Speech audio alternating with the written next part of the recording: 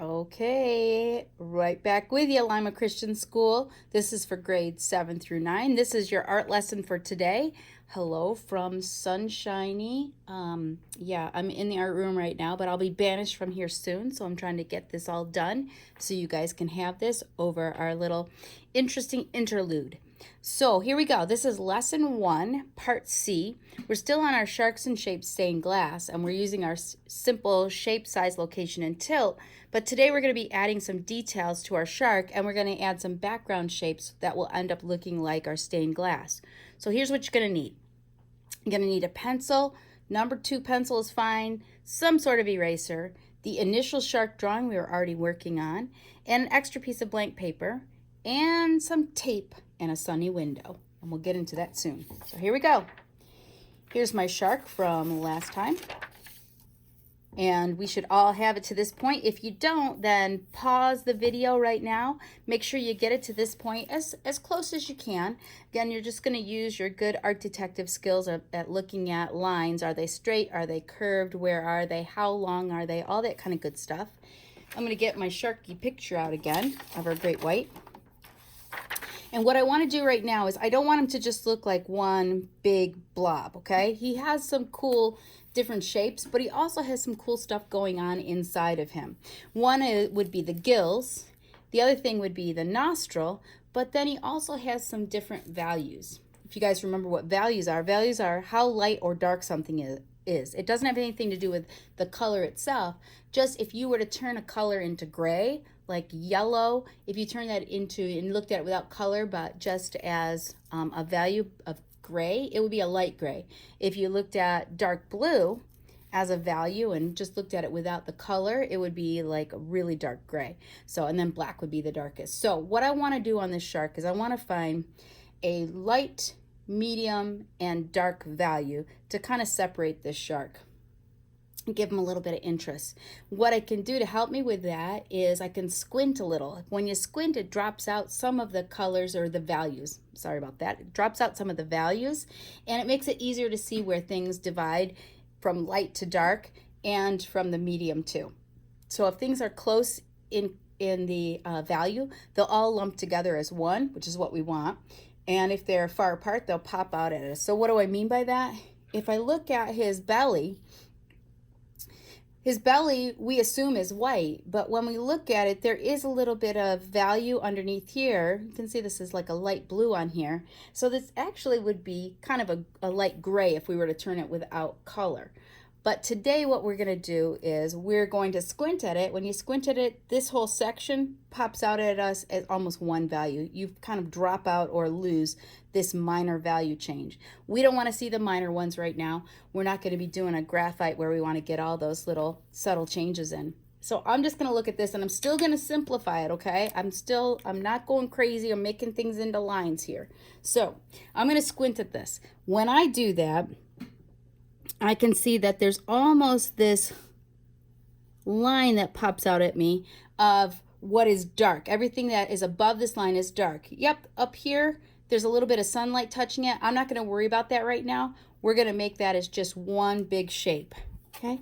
If I squint at it again, I can see that there's another one that goes here right through our little lamprey there. Okay.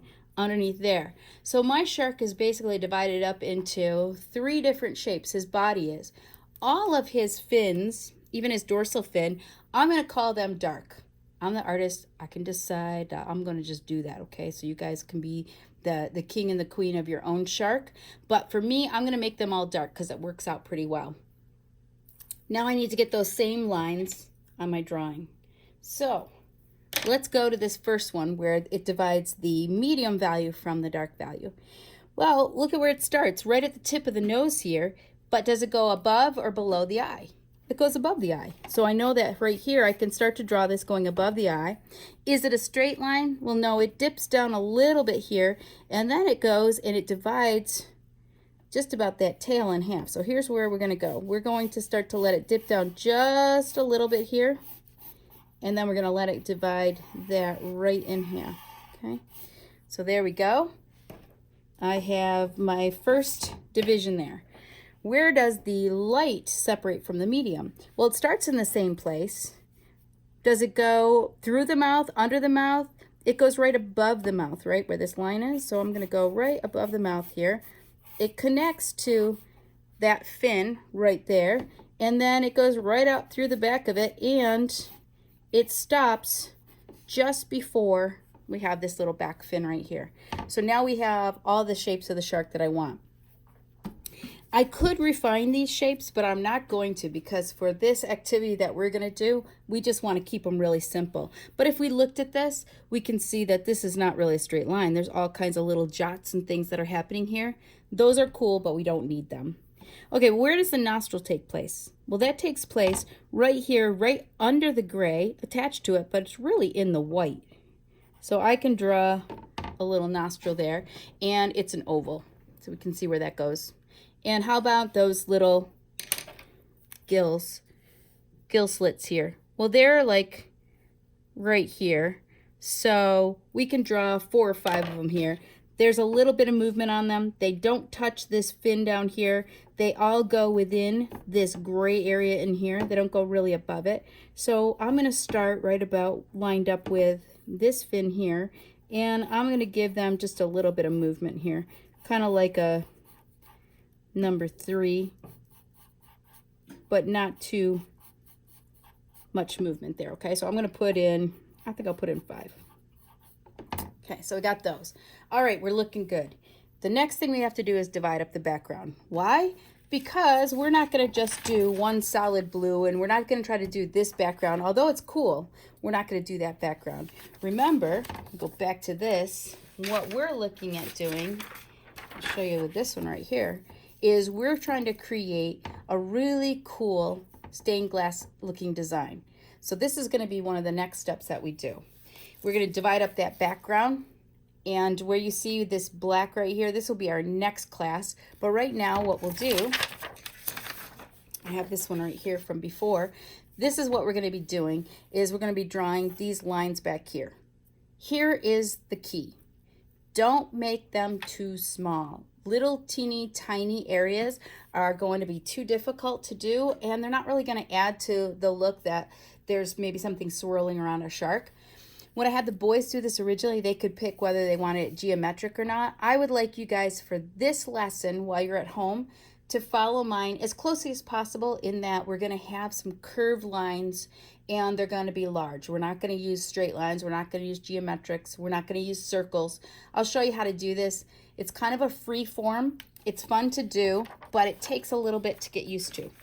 So get your drawing back out and your pencil. These are going to go right from the very outside of your paper right to your shark. You're going to fill the whole thing up. That's why I don't want you to do small lines. I'm just going to start at my shark. We're not going through our shark, but I'm going to start this, and I'm just going to make a nice curved line. You guys can make it. It doesn't have to be in this exact place, but I'll kind of show you what I would do. Now I'm going to do another curved line, maybe right here. It can get a little skinny there, and maybe it goes out here. There's a cool shape right there. It's bound by the shark back right here, these 2 lines, and the line at the top. Maybe I want a little line that looks like it's this line, but then it starts to curve up. Okay, that's kind of cool because there's a curve that connects to what I already have. And if I think this is too big, I can break it up, but I'm not going to right now. I'm going to leave it just like it is. For here, maybe I would like to do another something that comes around here. Okay, just kind of curved lines. And maybe another one starts here, goes this way. What I'm doing is creating these, by creating these curved lines and making sure that they don't all look really static in the same distance apart, I'm changing that up. It's almost looking like swirling water. Okay, or something interesting going on. So I've got that one. Now I can think, okay, what's going to happen up in this corner? This could all be one shape. I think I'll leave that all as one shape right there. But down here, I think I'll do something different. I have this going from thick to thin. I think I'll start here and go from a little bit thicker to thin over here. That left a little like pool right there. I like that. Okay, here, again, it doesn't really matter. I can do whatever I want, but I don't want you guys to make it too busy. Okay, there's a couple lines. Again, it's going to stop where my shark is. It's not going to go through it. Right here, I feel like doing a little swirl this way. That's a pretty big area. I need to break this one up a little bit. How might I break it up? Well, I could do anything I wanted to. I'm going to take it from right here and just kind of give a little swirl like that. And then I have a big area here. Let's see what I want to do. How about if I take from here this time? I'm going to go behind my shark, pick it back up here and do that. That looks pretty cool. And here, maybe I'll do that. Now I still have this wonky shape right here. I don't really like this shape, so I'm going to do a little something to it, and that will be, I think I'll take this, I'll swirl it back that way, and now I have this wonky shape here. I think what I'll do with that is just kind of give it a curl here. So now it'll look like this big shape behind it. That's a lot better. So there's my shapes. I'm happy with those. Now we're going to go on to our next lesson. Make sure you're done with this one and you have your shapes all filled in just like that. And next time we come, I think I'm going to break this up and you're actually going to be doing your tracing of it in the next segment. So be ready for that. Bye, y'all.